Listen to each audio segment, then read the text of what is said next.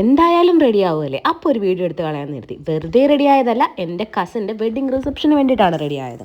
അപ്പോൾ എല്ലാവരെയും പോലെ, ഏറെക്കുറെ എല്ലാവരെയും പോലെ തന്നെ യൂട്യൂബും ഇൻസ്റ്റാഗ്രാം ത്രൂവും വീഡിയോസൊക്കെ കണ്ടിട്ടാണ് ഞാനും ഇങ്ങനെ മേക്കപ്പ് സ്റ്റാർട്ട് ചെയ്തത് കേട്ടോ. അപ്പോൾ ഞാൻ ഇതുപോലെ എന്തെങ്കിലും ഫംഗ്ഷൻ ഉണ്ടെങ്കിൽ മാത്രമേ, ഞാനങ്ങനെ ഫംഗ്ഷന് പൊതുവേ പോകാറില്ല, അഥവാ പോകുന്ന ടൈമിൽ മാത്രമേ ഇതുപോലെ മേക്കപ്പ് യൂസ് ചെയ്യാറുള്ളൂ. അല്ലെങ്കിൽ ഞാൻ സ്ഥിരം ചെയ്യുന്ന പരിപാടി സൺസ്ക്രീനും മോയ്സ്ചറൈസറും കണ്ണൊന്നെഴുതും, പിന്നെ ലിപ്സ്റ്റിക്ക് മാത്രമേ ഇടാറുള്ളൂ.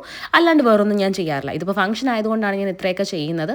പിന്നെ ഞാൻ ഈ യൂട്യൂബിൽ നിന്നാണ് കേട്ടോ സത്യം പറഞ്ഞാൽ ഞാൻ ഇങ്ങനെ ചെയ്തു തുടങ്ങാൻ പഠിച്ചത്. ഇപ്പോൾ ഞാൻ ചെയ്യുന്നതിൽ ഒരുപാട് മിസ്റ്റേക്ക് കാണും. യൂട്യൂബിൽ നിന്ന് ഇൻസ്റ്റാഗ്രാമിൽ നിന്നും വീഡിയോസൊക്കെ കണ്ട് തന്നെ മേക്കപ്പ് സ്റ്റാർട്ട് ചെയ്ത് ഒരുപാട് ആൾക്കാർ എന്നെ പോലുള്ളതുണ്ടായിരിക്കും.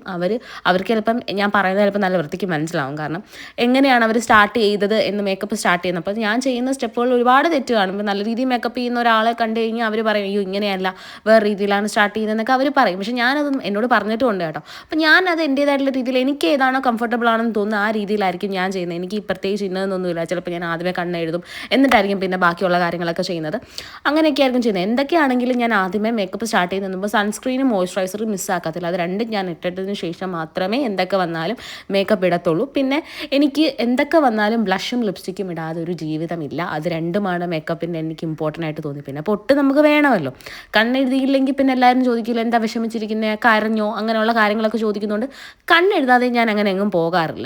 പിന്നെ ഇതാണോ മേക്കപ്പ് എന്ന് ചോദിച്ചാൽ ഇത് മേക്കപ്പ് തന്നെയാണല്ലോ. കുറച്ച് സ്ട്രോക്ക് ക്രീമും ഫൗണ്ടേഷനും ഒക്കെ ഇട്ട് കഴിഞ്ഞിട്ട് കുറച്ച് നമ്മൾ എല്ലാം കൂടെ ചെയ്തല്ലോ. അപ്പോൾ പിന്നെ ഇത് ചെറിയ രീതിയിലൊരു മേക്കപ്പാണ്, എന്നാൽ അധികം ടൈം